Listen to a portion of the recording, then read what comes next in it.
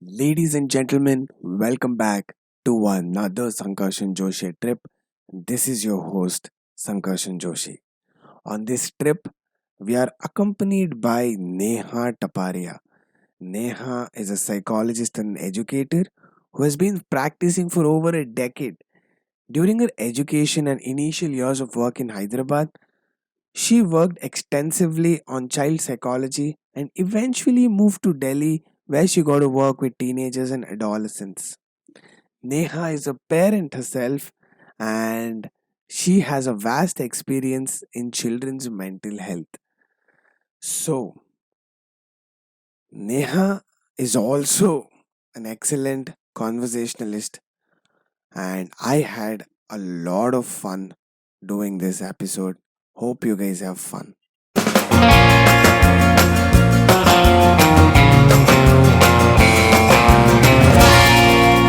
A Sankarshan Joshi trip. So, Yeah, Miss Neha Taparia, welcome back to the podcast.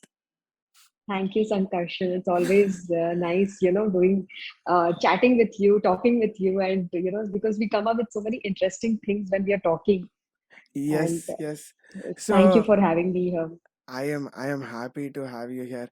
I'm doing this so I am bringing back all the guests that were already on the podcast because I feel that whoever has been on the podcast, they have such interesting things to talk about. So like I can bring them every single day and have like different conversations. So I feel like Absolutely. uh, like I feel like I need to bring them back and then talk more to them because like when it ended, I always feel like there is a little bit more that we can talk. There is like so much we can talk. So Yes. That is what we ended our last podcast also with. This is not going to end here. I think we are going to talk more because it was like yes. forever. We were just continuously talking. Yes. So I make sure Yes. that I mention it on air that if I would love to bring a guest back, like I'll mention it right there because I want it to be on the record. So like even if I forget, like next time while like I'm listening to it or something, then I'll make sure that I bring that person back. How nice.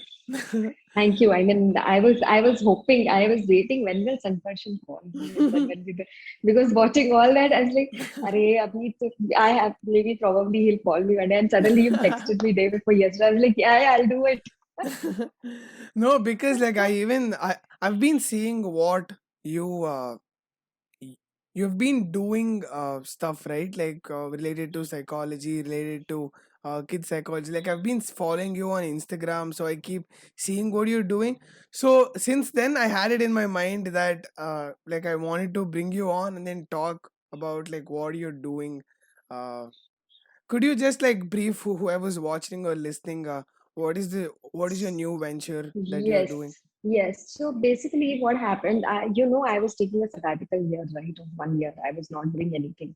So I was brainstorming a lot of things. I There was a point where I wanted to leave the field of psychology forever. And I was looking at options like I'll do something, I'll do some Zumba training, I'll do this, I'll do that, and become some Zumba trainer, or become kids yoga trainer, or something like that. I was planning to do. Then suddenly, one of the conversations. So I have these two, three friends I really rely on. Okay. And talking to two, three people like this, while right now I'm sitting at one's place, I really rely on her judgment. So, kya karoon, kya nahi karoon, what should I do, what shouldn't I do?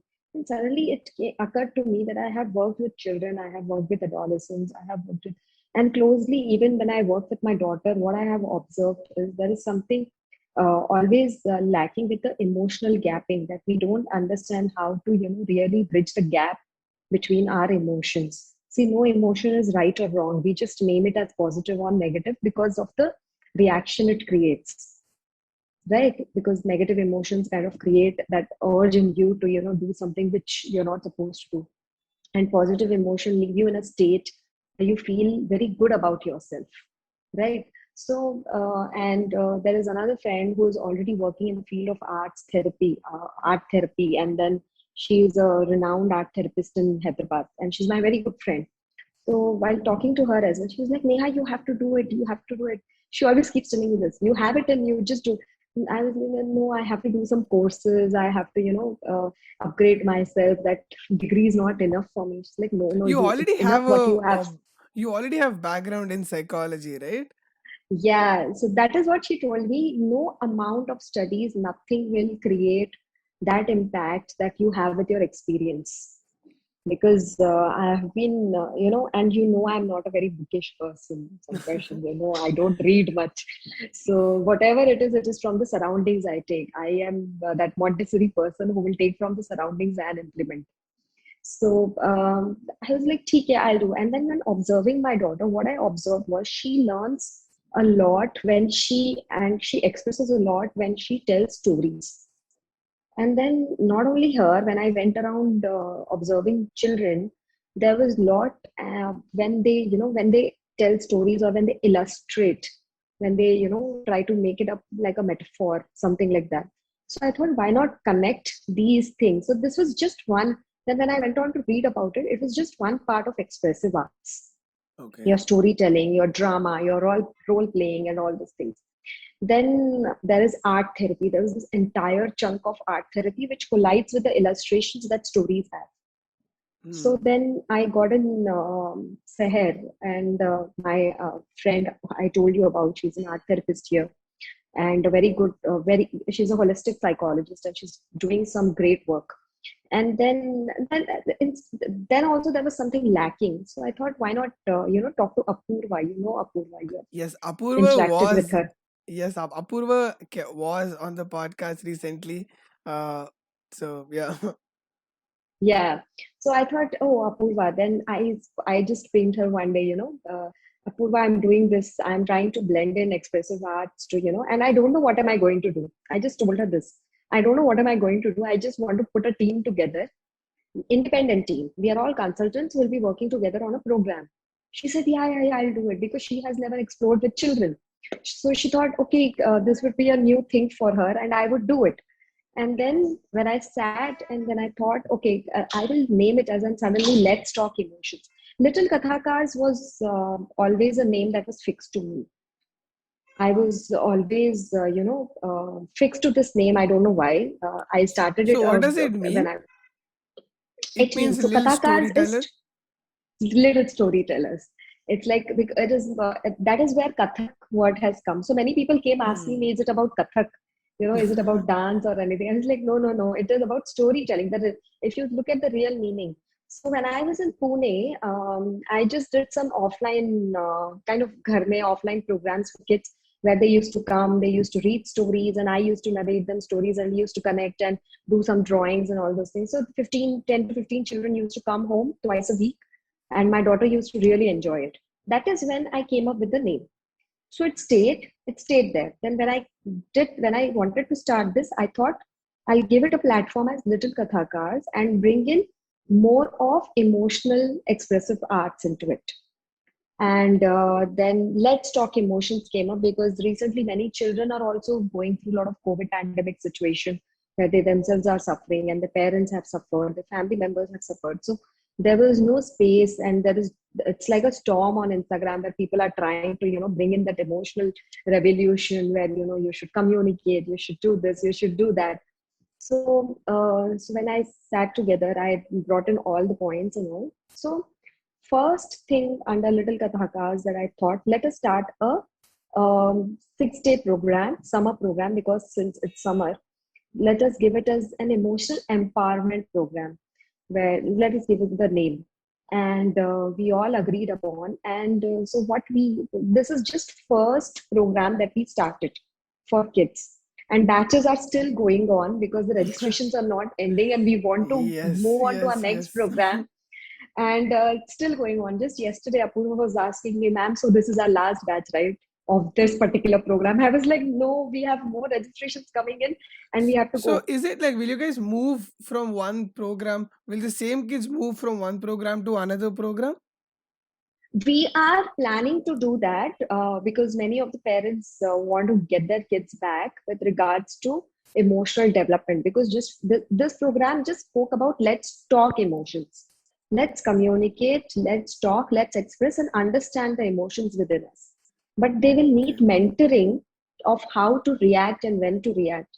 So that is what, and we are not only going to keep this with children, but also we are going to move with adolescents, and we are going to move into adulthood and everything. So slowly, it is like a slow walk that we are trying to do, because right now, to be very frank, Sankarshan, there is a lot of competition also. I wouldn't say competition in a bad way, but there are many people who are trying to bring in that normalizing process in children with regards to emotions, with regards to their communication, because the entire world has turned upside down since past 2 years, 1.5 years, I would say, almost. Because since the start of the virus in China and then bringing it to the world, it has been tedious for everybody. So there is a lot of emotional turmoil everywhere. So we thought this little emotional thing can bring so much of impact on everybody's well-being, no matter what, because it is connected to your communication, it is connected to your channelization, it is connected to your psychological development, it is connected to your relationships, everything. So that is when we came up with this program, Let's Talk Emotions, where we blend in the art of storytelling, illustration, and mindfulness activities for children to connect them with the present, to make them understand what is happening with them right now. And then we have dance and movement therapy brought in by Apurva, where she will, she kind of asks them to, makes them explore their space, and the space inside, the space within, and the space outside. Her work. And then there is Yes. Seher, who is absolutely, amazing, who brings in a connection between colors and paintings and your emotions, your understanding when you're drawing. What is the It is the procedure that you should enjoy and not the end result. So that is why, so this is a very compact 6-day program that we are doing right now. And Little Kathakars is going big. We are some plans. I am going to relaunch it, basically modify it, do a little facelift, I would say, to this entire platform. And it will become Skandha. Um, and Little Kathakars will be A a little program. rebranding. Rebranding, yeah, probably you can give me the correct term because in the field. And it will become Skandha, and then Skandha will, have, it will be a broad umbrella under which we will have programs for children that would be under Little Kathakars, and adults we are still, adolescents we are still trying to, juggle between 2 3 names, kind of brainstorming. But yes, that is what the So entire idea is. so basically, what is the age group of the kids that you bring in? Like, what's the range? Right now, it is 5 to 8 years of age and 9 to 12 years. So we are running Okay. into two batches. Uh, Five, because they blend into art of storytelling that time, Hmm. and they kind of associate. We didn't want it to bring in very young kids because of it being online, Yeah, platform. yeah, We yeah. didn't wanted that exposure for kids online. Already they are kind of uh, stormed with it. So we didn't wanted that tender age to get into this where they'll have to force themselves to sit or do anything. From the age of So that 5 was to the 8, they've intent. already been used to this online mode of teaching, right? Yes, Like they told. yes. So that is the reason we wanted to bring in 5. Also, we at many times we thought it is too early, but it's okay. It's amazing that some kids really respond well even at the age of 5, and to get them. So the main thing is emotional talking, emotional understanding. First, exploring ourselves, understanding the emotions within us, expressing them, and then normalizing them. This is the entire idea of our program. Hmm. Okay.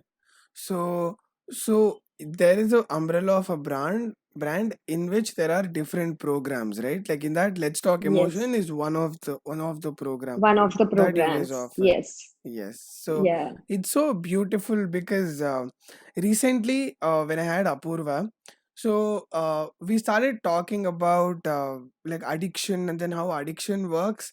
and then Yes. later on we moved talking about like how dance and move how she has used dance and movement therapy to help people in the rehab to come out of such addictions. And Yes. then Yes. at the later stage of the podcast, like while we were ending, we stumbled upon how important it is for parents uh, to parent in a right way, so that that will Exactly. impact the kids psychology. Like kids psychology is such a vulnerable and important aspect of a kid's childhood.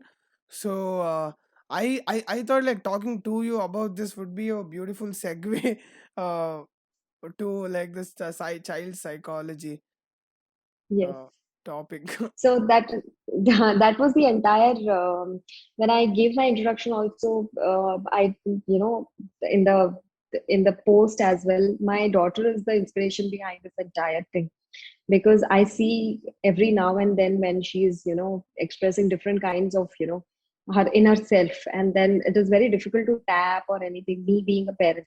So I thought, working with them, we can gauge parents, and working with parents, we can gauge the children. And that is what we need, right? We don't need smart, brilliant children.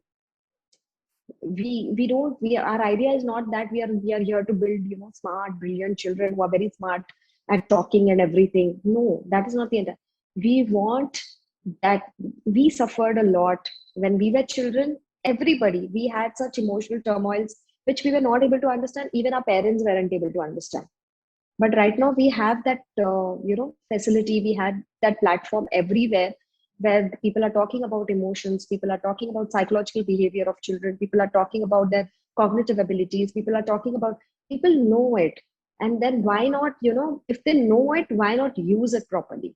Why not make them understand? And expressive arts is a beautiful, beautiful platform to actually make everything understand. We don't need to correct it, we need to process it. That is the entire uh, thing we need to keep in mind. We don't need to correct. Okay, you are a very angry person, you should stop anger. No, you should, you should stop anger at once, and you should get into a good behavior. Why? Anger is a way to bring yourself out. Let them bring out. But what we can help is, we can give them a channelization, where we can make them understand, if you're angry, it is not necessary that you react in a way that you're howling, you're shouting.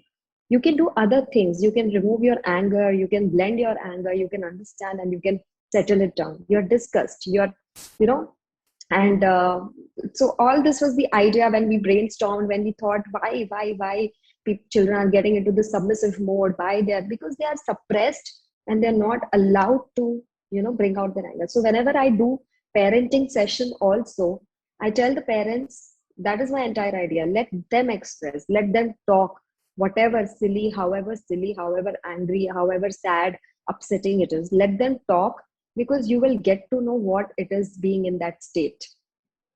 Yeah. Yes, yes. So, and also anger is a way of expressing how they feel, right?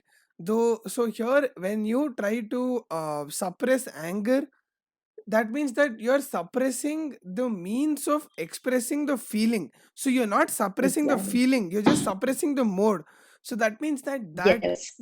that feeling gets stuck in the head, and then it exponentially increases, and then there'll be a outburst, right, at some point. Exactly. Exactly. Your unconscious is building that iceberg that what we talk about below the water level.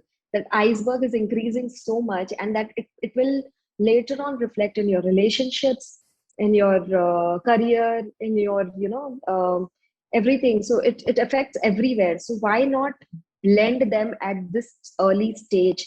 And अभी जो बड़े हो चुके हैं उनका we cannot do. So we are trying to bring in something for them where they can understand it right now. Yeah. Yes. So I don't know how much whoever's watching or listening to this understand the importance of the child psychology, because I grew up like I didn't have any traumatic experience growing up per se. But now when I look back, there is so many things that I carry within myself that have been impacted in my childhood, like regardless of good or bad Yeah. anything. Like I still carry Yeah. them with me. Yes. So, and when I moved to Bangalore, so when I saw, it's like when I was living in a small town, every you everybody has the same mentality and everybody has the same outlook towards life. But when I came to Bangalore, when I moved to a city where there is a pool of different kinds of people, so I have talked to so many of my friends, and so many of them are depressed, so many of them are bipolar, so many of them there is so many traumatic experience that has happened to them in the childhood, and that has impacted them to a level where their insecurity carry forward to the teenage, adolescent, and and it's gonna move to the adulthood too. Like we are almost in the early adulthood, and people are still carrying the baggage with them. Yeah. Absolutely, because that is, remember in our last session also, when we did our last podcast also, I told you how important childhood is. Because Yes. whatever you are expressing will manifest in a way, whatever you are experiencing will manifest in a way that you would never think would happen. Like there are children who are left with anxiety issues not addressed because they have seen that is the things that are happening around them that build anxiety within themselves. When we are born very raw. Of course, there is this debate entirely about nature and nurture, where you're trying to portray it on nature, that इसका तो behave इसका nature ही ऐसा है, or probably nurture. He was not given a proper childhood. He experienced trauma. And when we talk about this current pandemic situation, maybe some children have gone through some serious issues at home, health issues where parents were away for a long period of time on serious health crisis or anything. So there is a lot of deep impact that is there because children gauge, they get that vibe which we don't understand because we are surpassed that. We don't understand now, but they understand. And you should see in the programs also that we do how beautifully they express their anger, they express their the way when do they feel angry, when do they feel happy. It's so unique to talk about it. So they understand everything, but they don't understand that if they stay with it and not normalize it, it will impact a long way run. It is like a run. They have to bear through it. But we as adults can make them understand that. Yes. That is what the entire parenting or this thing. And when we talk about children, adolescents or adults who are getting into relationship issues or who are getting into depression or who are, because their emotional needs are not met.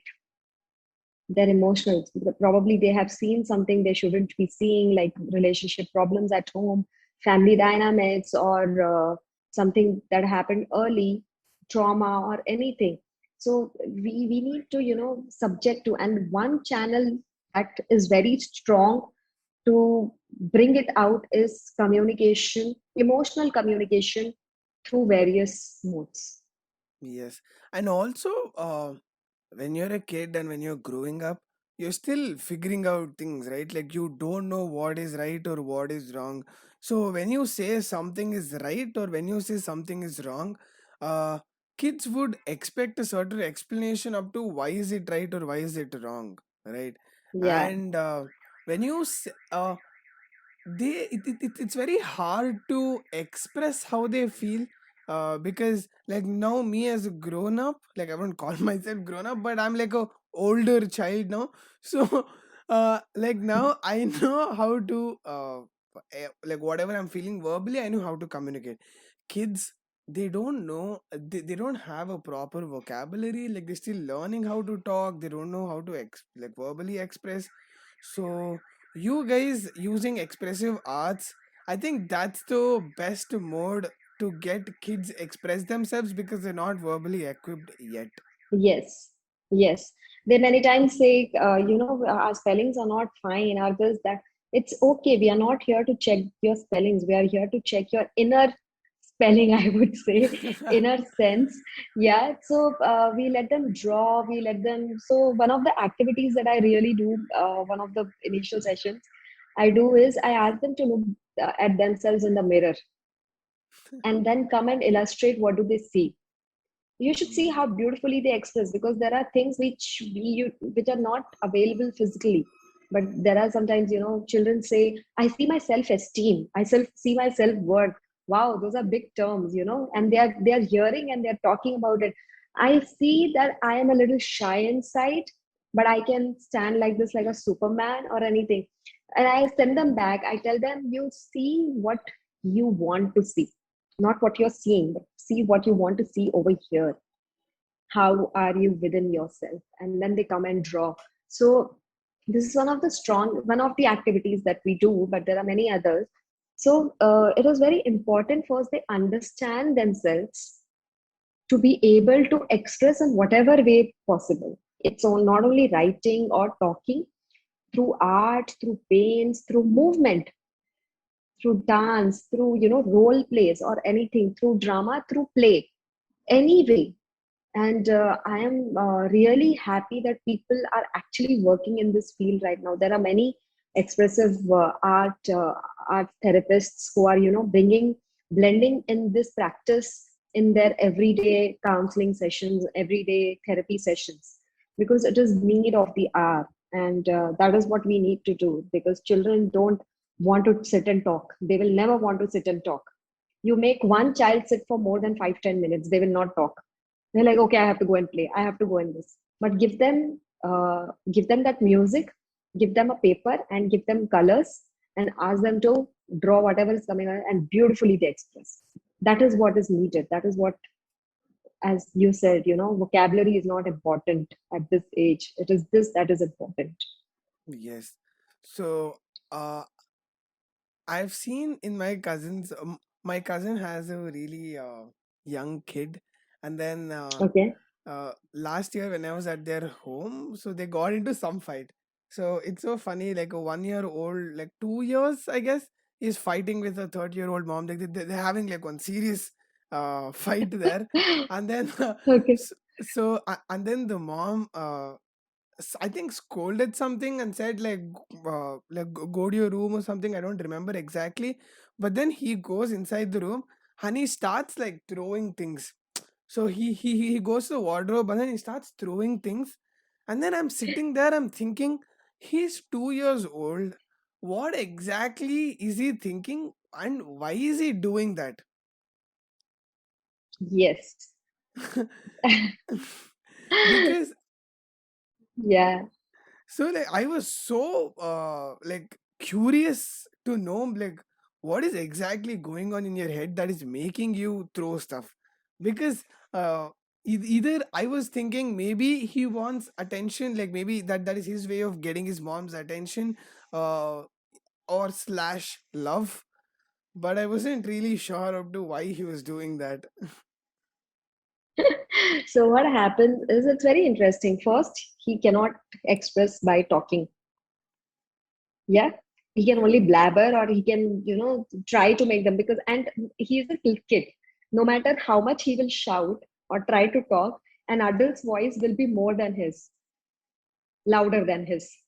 Yeah, an adult's voice. So he knows he cannot. And they're very smart. Okay, they will know no matter how much I will talk or anything, because you get that cognitive ability right from the start. And no matter how much I'll shout. So what to do? Yes, attention seeking. What to do? Throw things and let them be attentive to me, so that I am able to communicate that what I want to.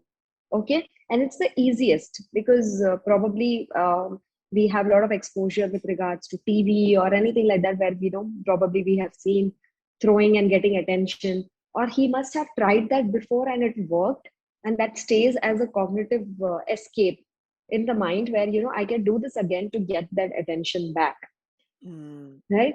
Had it been addressed in a way that, okay, we will sit with you and talk, now tell what is happening, it would have been a different scenario altogether, yes. where the child would adapt to some method.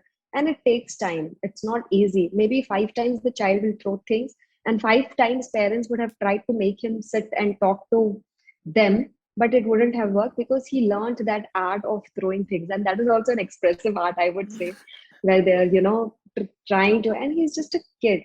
And it is very important that kids express in whatever way possible.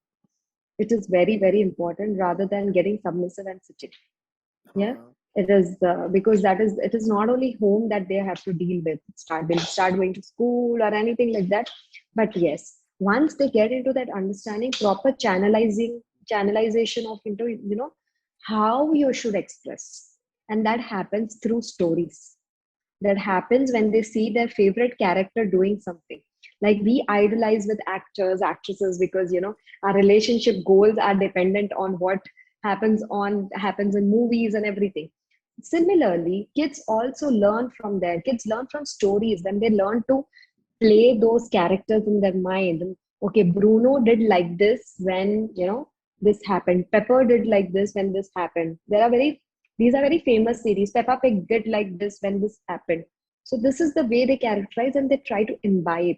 That is the entire idea of role play or anything like that. So that is why expressive arts comes over here also. And the child was throwing things, it is absolutely okay. But what happened after throwing things? Was he Ah, addressed or not? Was he attended to it or not? yes, yes. Was he questioned? Was he brainstormed? Why were you? What were you feeling when you were throwing things? So, of course, 2 years child won't be able to talk about feelings, but just paraphrasing, I know you were feeling very angry and you started throwing things. Even mama feels angry when she tries to throw things or she tries to go into the room or bang doors or anything like that. So it is okay. Let us Yes, now sit, drink water, and play something together. That is more yes. important. It's different with moms, right? Because moms get this gut feeling about what the kid is feeling. So as soon as this thing happened, like as soon as he threw, like 5 minutes passed by, and then like 10 minutes passed by. So then the mom went, and then she picked him up, and then she hugged him, and then she was talking to him. So here, he was still See. angry, like he was still holding a mom, but he kept placed his face like opposite, like he wasn't facing his mom, just to show that he's still angry about with what Yes, happened. yes. So So it that was is, yeah. It's a very nice sight to, and I'm sure you really enjoyed that entire scene of, yes, it is like a movie playing. Okay, this happened, the child is throwing, and then suddenly this is happening. And then that is how we build in trust. That is how we build in trust. That is how we build in relationships. Getting back to where you hold yourself. And this is what I need parents to do. Let the child express. I tell them, if the child is crying in a in a mall or anything, lying on the floor and crying, let the child cry. It is your child. Why are you embarrassed? You gave birth to your child, nobody else, right? Why are you embarrassed? Let the child. mm, Of course, if you do anything, society will judge. You walk in a particular manner, society will judge. But is it important for you? You are letting if the child is crying, if the child is throwing a tantrum, let them do it. Let them do it, because that is the way they will bring themselves out, normalize, and get up again, isn't it? What are you doing after that when you're talking to them? That is more important. Like, I'll give you an example. I started these sessions, right? All these. So in a day, I'm pretty occupied, like 1.5 hour in the morning with the with the little 5 to 8 years wala batch. Afternoon, mein, the 9 to 12 years batch. So my daughter started feeling ignored. She was like, usually she comes and sits with me and she does the activities and all, but then she got bored. First batch, she was there. Second batch, again, same activity. I make little changes and do, but also, okay, I'm done. Okay, third, then she's on her own. And then one day while walking, I asked her, Mama started working recently, right? So how do you feel about it? I'm pretty occupied, even though it's just 3 hours in a day, 4 hours in a day, I'm occupied, but rest of time I'm giving you. But how do you feel about it? For one straight answer, she told me, I feel alone. And that is something which really, brought me, oh, you feel alone. And what else do you feel? I feel nice also, and sometimes nice alone. So it is. So that is what it's very interesting when you make conversations with kids. So this is what happens when you're around kids. There is no inhibition. They are so raw. They are so raw. They will not think about anybody. what the other person is. They will sit the way they want to. They will talk the. It is only when we start correcting them, sit like this, do like this, do like this, that they become conscious about themselves. Till then, they are not. They don't. Ah, It doesn't matter to them. They're fat. It doesn't matter to them if they're thin. Anything. But till the time others are not stressing on a point, stressing on that you don't eat anything, you are, see, look at you, you eat so much, you're becoming fat, this, that, then they start looking at that is when they build up their identity, all these things stay within them. But why do we need it? We need to make them understand that no matter what is happening with you emotionally is more important than anything else. yes, yes. Yeah. It's it's such a important phase, because even when I look back, right, like you said, the personality and the character building traits. So, like me growing up while I was like 8, 9, 10 years of age, like my parents got into uh, this like network marketing kind of a business. So where so that business was entirely selling like, oh, like passion, like, oh, passive income, like all the dreams, ambitions, all that. Yeah. So when I was pretty young, like my parents they had their own like dream board. Like they started talking about dreams, they started talking about ambitions. So I uh, like when I look back, I feel like that has been such a profound aspect of my childhood, because I used to go to school, like whatever philosophies that my father told me about like life, I used to like preach that to my friends, like, this is how you're supposed to be, like this is how. So that kind of like defined how my friends like turned out to be. So all my friends, they they're very ambitious. So like I found like-minded people, so we were bonding on that on those aspects. Yeah, that is what all social learning is all about.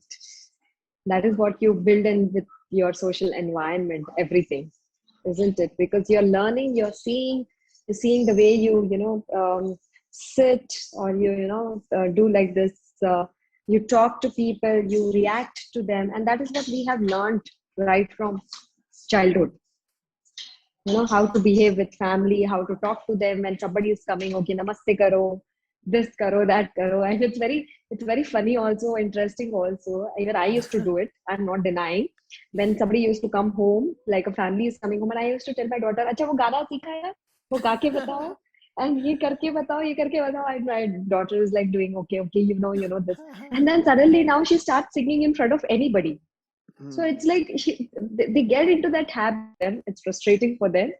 And but yeah, you learn from your social environment. You're learning from everywhere. And then there are some characters like you're strong-headed sometimes. And I believe it is more of nurture that brings in your personality development than your nature.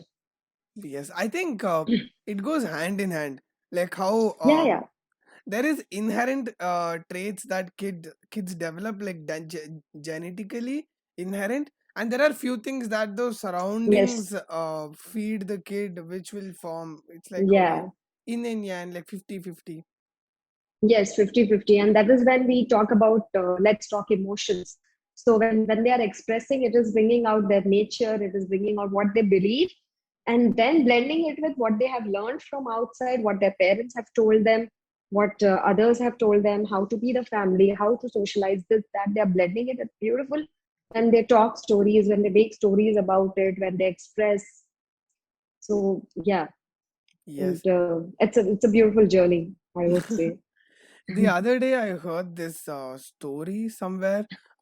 So back in the in Soviet Union, there was this experiment that was done on triplets, where Mhm. so this was a Yeah. long lasted Yes. experiment where one kid was brought up without any like physical form of like love and affection, and there was this one kid who was brought up in an environment, in a family where they showed love physically, like through touch and then feel. So like when they grew up, one of them, I think two of them ended up like committing suicide. uh, Yeah. I don't know if I'm getting the facts right, but yeah, like I think more or less this is how the story went, if I'm Yes, not it wrong. creates a lot of impact on how we are blending in our inner self. And at the end of the day, what happens is your nurture dominates, your social environment dominates. Because your inner self, unless and until you don't explore it, don't understand it really, you won't know what you're inside. You will not know. You are knowing yourself, you are seeing yourself through others' eyes, isn't it? Now, Yes, yes. I think I might think I am a very, low on motivation, low self-esteem person, or I'm not a very good orator. So yeah, so it definitely plays an important role. And with that social environment that we get the social environment. We are feeding in what others are providing us, feeding within ourselves. But we need to bring ourselves also out, right? And that is when expression comes in place. That you have to learn, you have to express, and it's all a circle like that. Yes, yes. Yeah. It absolutely makes sense because when they're kids, they don't know who they are. They're still figuring out what are my personality traits, like how, like what kind of a human being am I? Because I remember I was a very naughty kid. Like in school, I used to get a lot of punishments. I used to get a lot of ass whoopings. But yeah, like that.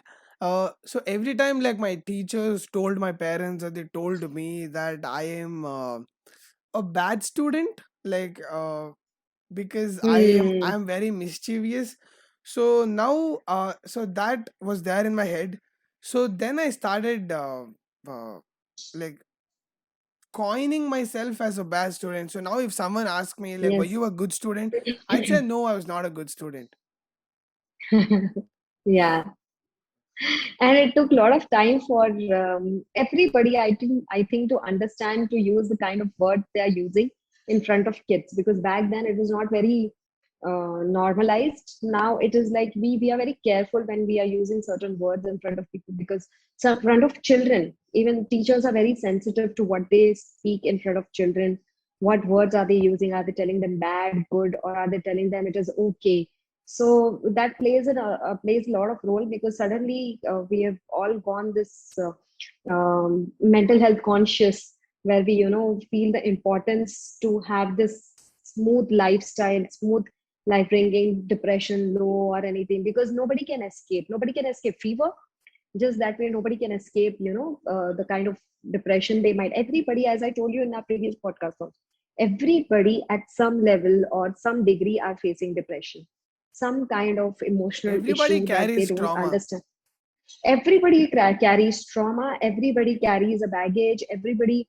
Even if we talk about a 2-year old, like you told about your nephew, where he was trying to throw, he's also carrying a kind of baggage where he needs to get frustrated and do something about it, isn't it? And so that is what is there. I have seen kids. I used to take my daughter for shopping, and she used to be all over the place, and it used to be so funny. At some point I started laughing. Okay, you want to lie down on the floor, I'll go home and give you a bath. It's okay, you lie down, but I need to finish my shopping. I cannot go home because of you. I need to But you finish it. didn't. But the choice of words when when you're communicating, that is very important, right? Like, had if you would have told, "No, you're a bad child," like, "No way, people are watching," like, "Oh no, what are you doing?" So that would have scarred her for life. Like she'll Yes, definitely remember yes. that. Yeah, yeah. Right now, she's such a, I would say, many times she's such a badass that she just tells people, no, you did this wrong, you did this right, and then I am not giving into this, because I think somewhere I played a role where I let her express whatever she wants to. And then now she's like, no, I'm cutting with you because I am not important for you, and it is public place, it is okay. I mean, what to do? See, we were restricted in a lot of ways, if not by parents. At school, we were restricted not to speak, not to Hmm. express. And see what we are doing right now. We are hesitant when we talk certain things. But why should we be hesitant Especially when if we you're a have an girl, open? right? Yeah. And when we have an open platform where we have the right to express whatever we want to, why not express? But your choice of words. is what you should be mindful about. Be it expressive anywhere, expressing anything anywhere. What are you expressing? Is it it is not about what people will think of you, but it is kind of creating a mental pressure within yourself, emotional pressure. If you're talking about government, if you're talking about people, if you're talking about this, that, negative, everything, but at the end of the day, you're leaving yourself pressurized over here. Oh, I am so worried about government. I'm so worried about this. I'm so worried about that. Why? Why do we need to worry? Why do we? Because we are only bringing that negativity, and then we are only getting worried, Yes, isn't it? yes, About yes. the situation or everything. So why not just normalize? I'm not saying accept it, express it, show your vengeance, show your anger, but with proper words, with proper things, I right? remember, I remember my parents wanted me to be good at academics. So I never failed in any of my subjects. Like I was kind of like I used to do this jugad. Like I never failed in any subject in my life because somehow like I'll grasp something like on the way to school, or somehow like I'll just blabber something on the paper. I would always pass, but I would never like excel. Like I was never like 98% credentials or 80% credentials. So my parents always wanted me to like study hard. I remember this one day, uh, I didn't score well in my examination, and every time I scored less, my dad would either like scold me or probably hit me. But this one time, he didn't react at all. Like he felt so bad that he didn't even like talk. He didn't even scold me. He didn't even do anything. That was the most sad I have ever been in my entire life, because every time he used to hit me, like I felt that okay, like you're feeling bad, you're hitting me, and then I'm taking the pain. Like it's like a transaction. So you don't owe me anything now. So that day he Yeah. didn't hit me or he didn't scold me. I feel like I started feeling really guilty that here I'm the one causing pain. That is what I was telling you. We get into a pattern of transaction. Have you ever heard about transactional analysis? No, no, no. What is it? It's a very interesting theory. You should go and read about it. So there are some aspects in that which you will really connect with. People are doing a lot of, they use it in their therapy sessions. It's kind of therapy also, where we try to modify the transactions pattern of transaction that happens between people, the social transactions, the personal transactions. There's something in the mind, but you speak something. So what is it? It's this ulterior transaction is there, and then there is this direct transaction. So we get into that pattern of transaction where we are giving in and we are expecting something. And if that doesn't happen according to what is the routine, then it makes us think what went wrong, isn't it? Because that is breaking the chain, that is breaking the entire Pattern. process of transact pattern. So that is what happened with you, I believe, that time when it made you it made you think that what went wrong? Why sudden the shift of not telling anything? And this should have maybe happened much long back, where he wouldn't tell me anything. Or now that I'm so used to it, that's why there is a very this belief, or whatever it is, there is this understanding in many families where if kids are for their mistakes, if they are beaten, if they are thrashed many times, they get used to it, and Yeah. it doesn't matter to them. Acha mujhe to maar padne hi wali hai. It is a very common thing in Indian families, I believe, where they get into this pattern. अरे इसको तो आदत हो गई है, अब मुझे डर नहीं लगता. Yeah. What's So the it's worst like that's that. gonna happen? Like once you're ready for the worst thing, like I'll get beaten up. That's the worst thing that could happen. So I'm not worried anymore. Yeah, I'm not worried. I mean, you have to worry if you have never been beaten and some mistake has happened terribly, and then suddenly, oh, what is going to happen now? So that is Yeah. going to be new for you, right? That is going to be new. That like, oh, I it never happened, so this will be a very negative experience for me, Yeah. isn't it? True. Yeah. True. True. And now, I think I was pretty mature compared to my peers when I was in high school or when I was in my preschool. Because if my teacher is scolding me for not being good at a subject, I had a maturity to think that that's because you're not teaching me well. I used to love mathematics a lot. I never scored well in mathematics. That's the irony. Like I love that subject, but I never really scored well. That's because the way how you're teaching this subject is not how I would like to be taught. Yes, yes. And maybe that logical understanding that didn't happen, that I don't want to go with the traditional method. I want it like an exploration. I want it like like a lucrative subject for me, not as a traditional method where I have to learn this, that's it, and it is over. So that is also one cognitive pattern that we have, that we and that comes to nature also when we want to learn something.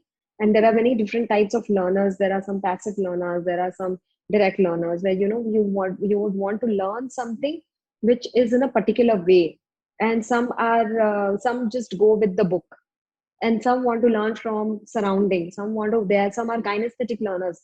They want to see and touch and feel and then understand.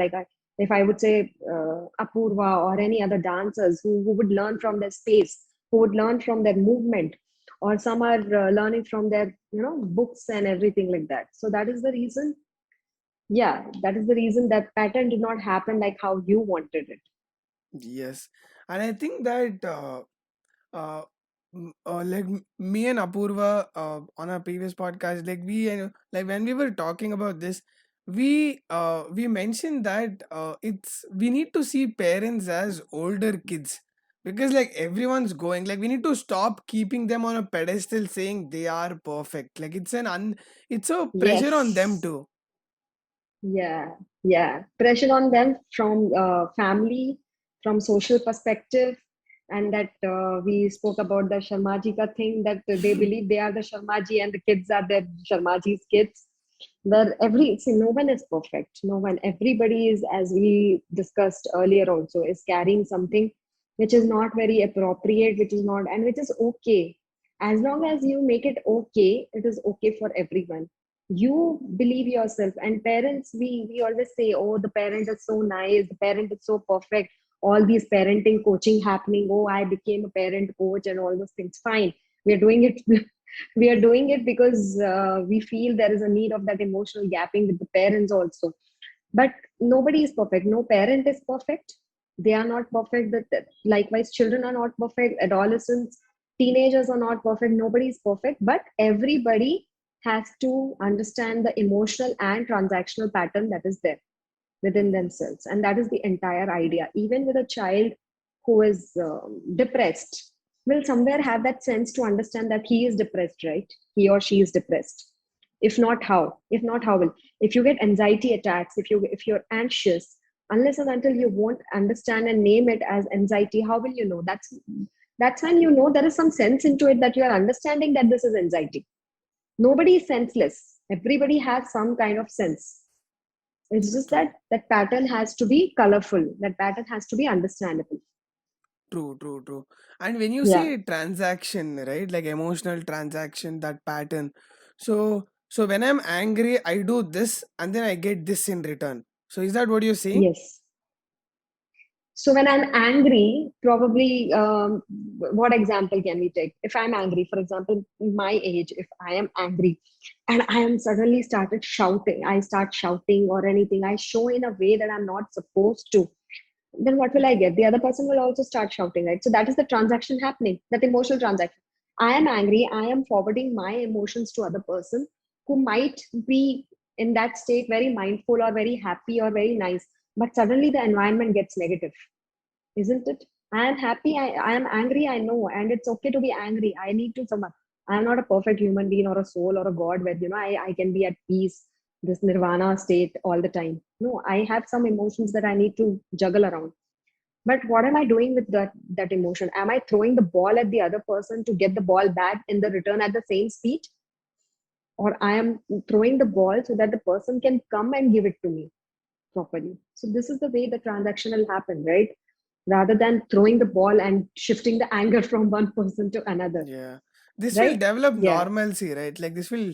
So now, uh, if I see a parent beating their kids, uh, when I say beating, like not like on a very Mhm. scarring level, I understand. yeah, like Yeah. just like a small small level beating.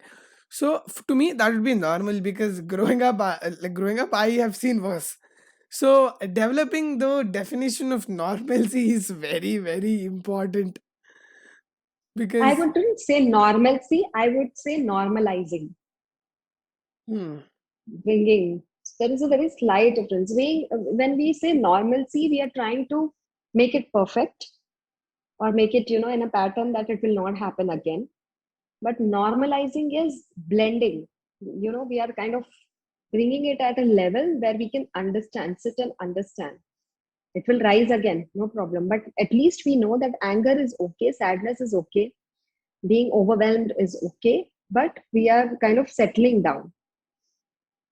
Yeah. true. And this reminds me of a philosophy like I read somewhere, like according to our Indian spirituality, all our philosophy, right? So there are like three types of karma. Like one that you carry from previous life, or like whatever you did from Hmm. previous life.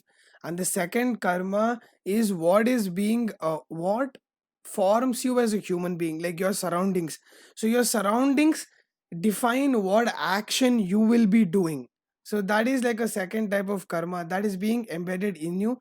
And the third is what you do, like literally what you do. So this covers holistically what we have been trying to talk from the past few minutes, because the first one, like there is a lot of speculation argument, like will you carry karma from previous life. But the second part is pretty interesting, like the vibrations that you grow up in, like whatever you see, that will influence your action, your karma. Yeah. Yeah. Because again, it is a social pattern, it is a social learning. That's why we stress so much on SEL, social and emotional learning everywhere. Because what you see, you learn. If for example, if people would say that, this is no, this is red color, even though this is white, but people in my family will teach me right from the beginning that this is red color. So wherever I'll go, I'll say this is red color. It's not white, you are wrong, because that is what I learned. This is a pattern that I have developed. So that is the reason what we are imbibing within ourselves comes from a lot of. That's why we say the environment has to be positive, the environment has to be mindful, where we are eating the right food, where we are eating with the right sense, right, everything. And that comes from what we are seeing our parents doing, our grandparents doing, our siblings doing, elder siblings, or our friends doing, like that is. And then how you react. So if you've seen that there is a possibility that a child who has gone through a lot of abuse in childhood, from parents or from any significant other, and not might not or might show abuse in a similar pattern when grown up towards others. Either So that, absolutely repeat the same thing or be an opposite version to that, like yes, there's no gray in yes, that. yes, that is what is it Yes, is all about. I've seen my friend's dad had an affair. So like, so my friend's dad had an affair with like someone else. So growing up, he saw what his mom had to go through, and then so he set out himself on a self-righteous path where I'm like, I'm never gonna do this, and like I'll never let my like further partner fall in, like come to this state. But ironically what end up having is, so he was in a relationship with someone else, but he ended up having an affair with someone else. So that, like that hit me so hard, because last time when Apurva was on the podcast, like the first time she was here, I mentioned this to her, and I told like how parenting affects kids. Like they don't necessarily Yes. have to teach verbally, do this or do that. They pick up all the things, right? He might have admired his father. Like I think this is what happened, like even though his father had an affair and he knew that like that was wrong, he sort of admired his father for some weird reason. I think that's how he ended up doing the same thing his father did. Yeah, and that is very interesting. And there are some theories which also say when we are choosing our partners, right? When we are choosing or when we are looking out for, if you admire your, for example, if girls admire their father a lot, so you would look for someone who is, your, not father type, I would say, but similar traits, probably speak like your father, or have that mindset like your father or anything. And the boys would do the similar thing when they admire their mothers or anything. So that is what we, even though we don't want to get into that pattern, but somewhere we adapt to it. We get into that mindset. Yeah, and Yes. unless and until we don't understand that mind fully, that this is wrong or this is not the way it was supposed to be, we will not come out of it. But we will get into that pattern anyhow. Yes, We will get into it. Yeah. absolutely, absolutely true. And also, I think that parents should ask themselves one question. When you ask your kid to do something, or when you say whatever your kid has done, is it right or wrong? On what metric are you evaluating that? Just because your kid doesn't do what you want them to do doesn't mean that they are bad. Yes, yes. This I try to tell this to parents so much. It is not entirely on your want. You don't need to be friend. First thing, you don't need to be friend to your. You need to just channelize and facilitate them. And you don't need to be their boss, where you're telling them you should do this, you should do that, this, that, this. Give them an option. Let them decide. That will make them decision makers. Let them. So what? And oh, by the way, did I tell you I started career counseling also? Oh, really? Yeah, we will talk about it. So yes. So when we are choosing careers, parents want, no, my child wants to do medicine. When I ask the child, do you want to do medicine? Maybe I like science. So this is the answer. These are the answers. I like science, I like biology. Okay. And then I was like, okay, but do you want to do, what are your other interests? Let us see. And that is when we do the test and evaluate. It's not all that you want, because just because you were not able to do certain things in your childhood, maybe you were not able to learn Kathak, or you were not able to, Oh, yeah. become an artist. You were not, it doesn't mean that you impose that on your child. Your child might be different. Just imagine your child might be like your husband or your other, your wife, who might have different interests. If you have different interests, your partner would have different interests, right? So your child might be like the child might be interested in some kind of sport, and not this that you want. So it is very important, and that is, and when, how do you understand that? Let the child express. Child Yes. will himself or herself tell that what they want to do, And and also, that's why so many, yeah. and also kids are such a pain in the ass. Like I know, like I whatever mistakes I have done, right? If my Yeah. kid would have done the same mistakes, I would be angry. Like there is no way, there is no other way that I would try to understand that. But this is what I try to tell my dad.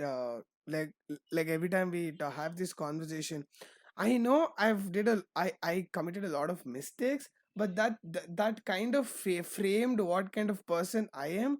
He couldn't have stopped me from making that.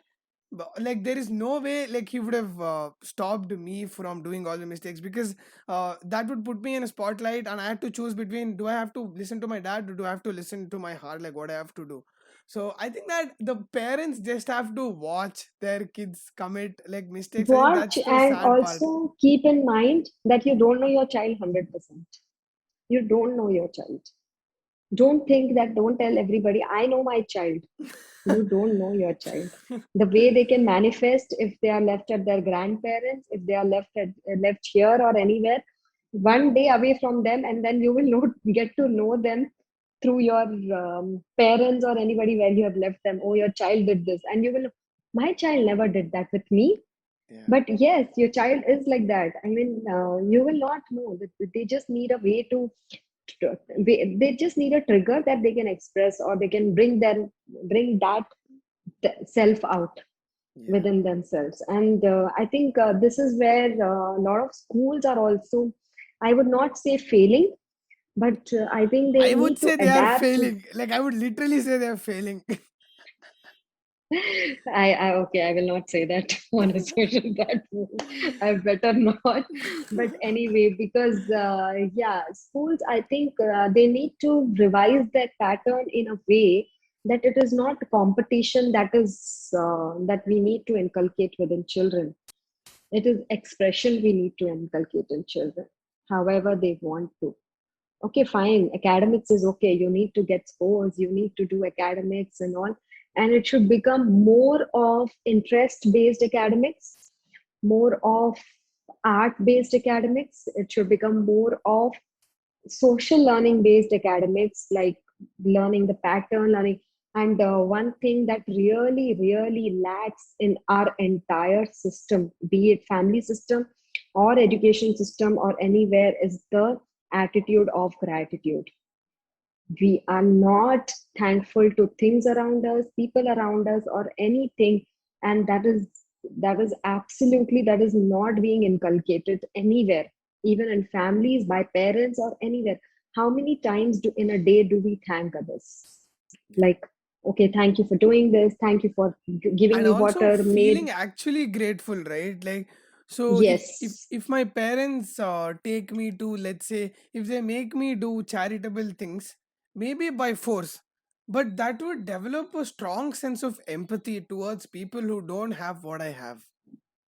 Yeah, yeah, yeah, absolutely. So we try to take people to children to orphanage or anywhere, trying to develop it, but it can start right from home, right? When we are talking about social learning, and the most important aspect I feel is in social learning is gratitude. The most important, being gratitude to whatever is around us. And it is not that it is new in our Indian culture. Okay, Jainism talks about it, our Vedas talk about it, our Buddhism talks about it, Christianity talks about it, and even in Quran they talk about it, being gentle and gratitude and grateful to everything, entire thing. Like when Krishna also says Arjun that you have to accept everybody that is around, and because of them you are here and they are here to go, no matter how much will you get attached to them. So this is one thing I think we really need to inculcate in everybody.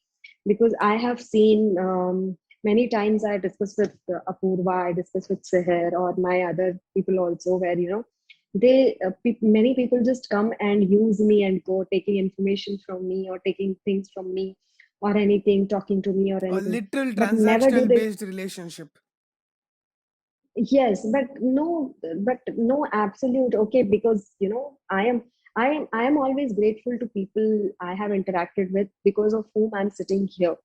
Okay, I was not this person who used to speak so much. Even in school, I was never given a platform to speak. I was always an underdog, where I did not know anything. And even in college, I did not know. Only after college, when I moved out, when I got into the real world of you know working or anything, I understood my true self, that I can speak, I can understand, I can sense the surroundings around me, I can sense what is happening and register in my mind and speak my experience. And then I am grateful to you for bringing me that platform initially, and then now again coming back to me, because it's because of people are like you or people around me that I am sitting here right now, isn't it? That So unless and until I'm not grateful to them, I think I'll be some other person who is only one-sided transaction. I think that is what makes you the type of human being you are today. Because I respect a lot, like therapists in general, like good therapists, genuine therapists. Like I respect them a lot because like it's a very difficult task to help. It's a very uh, difficult, and it's very rewarding at the same time, like where whatever you are making someone feel better, no matter how much money you make being a therapist, until and unless your patient thank you genuinely for feeling better. uh, Exactly. Exactly. That is one thing. And that is the reason working with children is amazing, because they are absolutely, in their smile or in their body language or anything, they're very thankful. But then as they grow old, they learn, and then they get into this patterns. So it's very important that you understand that you are here because of many reasons, and those reasons you need to always be grateful to. You are here because of the universe. You are here safe without many illnesses or anything, because of maybe the vibe around you or the environment in your house has helped you stay fit, isn't it? So there are this is one thing I really want parents or adults or adolescents, teenagers, students, many students who are watching this, be thankful to your teachers, no matter what kind of a teacher you had. Good, bad, I won't name anything, but be thankful, be grateful, because they are the ones who got you here. Apart from your parents, apart from your other social circle, they helped you in a lot of ways. Either like Okay. positively or negatively, whatever they did, that Yes, yes, framed us to yes. what we are. So Yeah, makes sense. we will not have, if we, even if we have worked in number of organizations, it's not necessary that always we'll get a good boss. Always we'll get a good boss who will understand us, manager who will understand. But there are bosses who are even like horrible bosses or anything like that, like really hard tasks. But you learn from them. Mm. You learn from them to how to get things done, how to survive, how to bring yourself out more and make yourself visible. So that is the thing you are learning, so be grateful. And that is one more thing, that in expressive arts it can be really channelized properly. Yes. I think gratitude works best when you express it. Like, so either verbally or physically, Yes, expressing gratitude, like that's the only way that you can show it. yes, absolutely. Be thankful to everything around you, everything within you. Be thankful to yourself every day that you have crossed one more day with proper sane mind, no matter how much. And before sleeping, and one thing that really works with regards to emotional expression or gratitude or your social expression is journaling. That is also Mhm. one thing I want you to understand. Why is it important? Why are people emphasizing on journaling so much? Because you are reflecting, you're bringing in your thoughts to one platform and making it in a notebook. It's okay you don't need to share that journal with anybody, but at least throughout the day what happened in your mind, what happened in your behavior, what happened in your social circuit, what happened, and everything. Like, you should be thankful to certain people, and if you were angry, you did certain things that you were not supposed to do, and if you were happy, you were so happy, maybe you ignored a few things around you which needed your attention. And so you need to bring and understand that next day how these things can be turned. And that is one thing that emotional expression really helps you in, where you reflect upon your thoughts, you reflect upon your emotions when you're journaling, and you will bring it the next day in a better way. Not, I would say, better way, but in a normalized, understanding way, that you will tap on your behavior, you will tap on your emotions that way. That's why journaling is so important. And we do in Let's Talk Emotions, it's a very big part where we do journaling, where we teach kids to journal right from this age. Yeah, I Yeah. am pretty sure that that would help them organize their thoughts. And so now Yeah. when I look back, right, uh, there is so much that parents, like we pick up traits from the parents. They're going back to that part of the conversation. My parents are the best parents I could have ever asked for. Like, regardless of Mm. all the ass whoopings, like regardless of all that, like I am very grateful to them because my father is a very spiritually inclined person. So anything that he do, like if there is someone that is spreading hate, or if there is a relative who's talking ill about him, the way how he deals with that, right, that has profoundly impacted me. There is a saying in our Vedas. It says, sarve jana sukhino bhavantu, loka samasta sukhino bhavantu. That means that you're wishing the entire universe well, like you want everybody Universe, yes. to be well. So that's the kind of person my dad is. Like, regardless of whatever anyone does, he is very he doesn't carry the hate with him. uh so like he has certain like Yeah. spiritual practices that he does. Like that might be anything, from working out to meditation, that could be anything. So he has his Yes. own way of channelizing that, like nullifying that. So yeah, like that has Yes. profoundly framed me, like coming And back to that how is, parents impact. yes.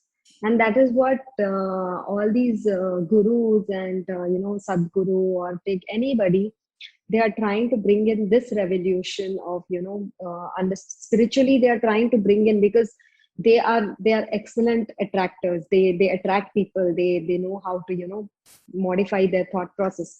So this is the reason why we are working towards nullifying, ignoring that is not needed in our mind, because at the end of the day it is our mind, our body, that we need to be selfish about, not others.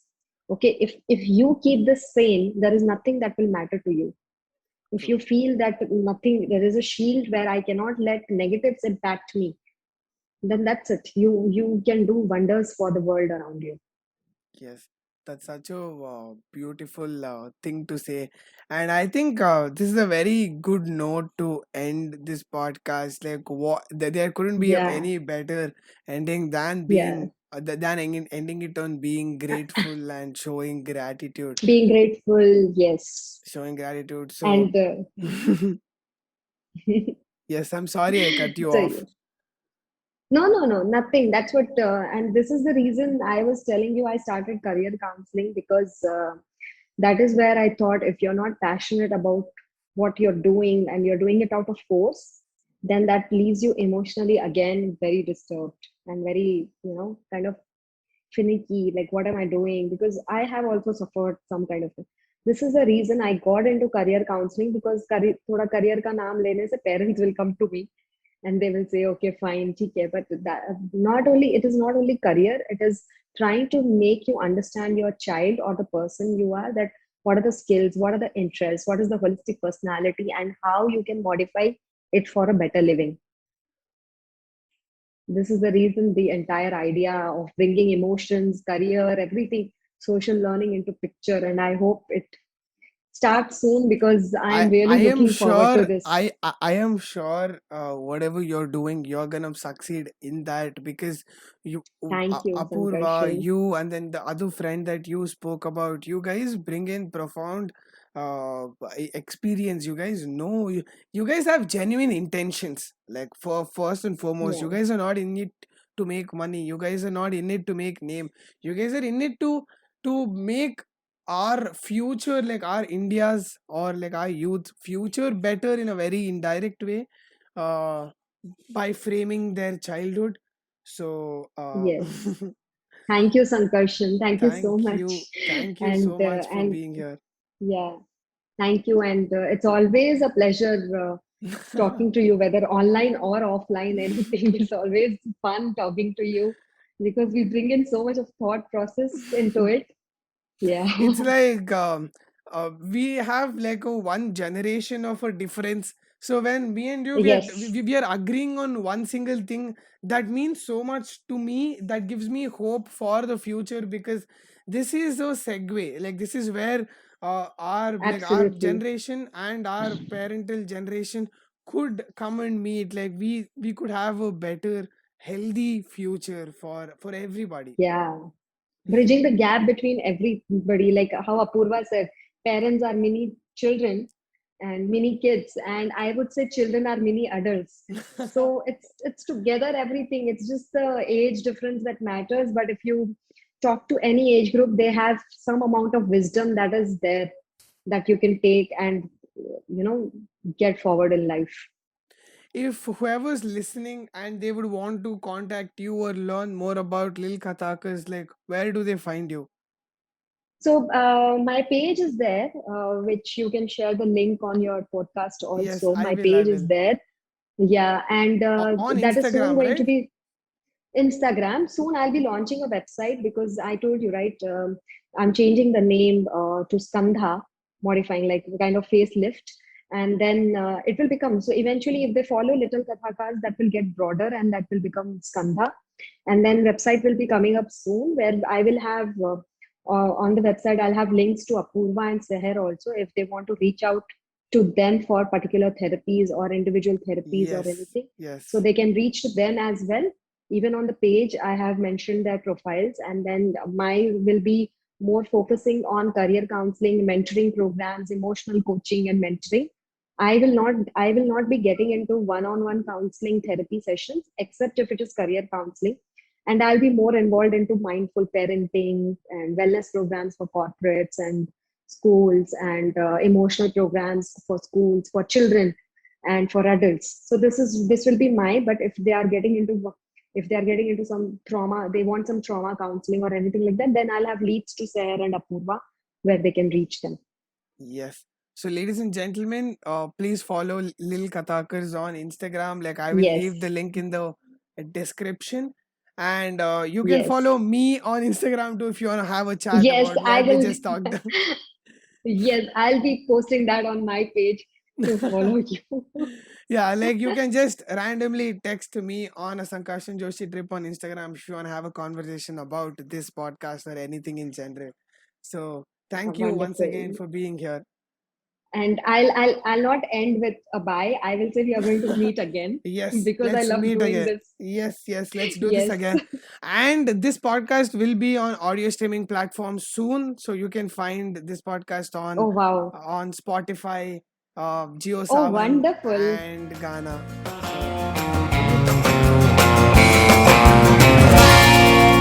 So, A Sankarshan Joshi trip.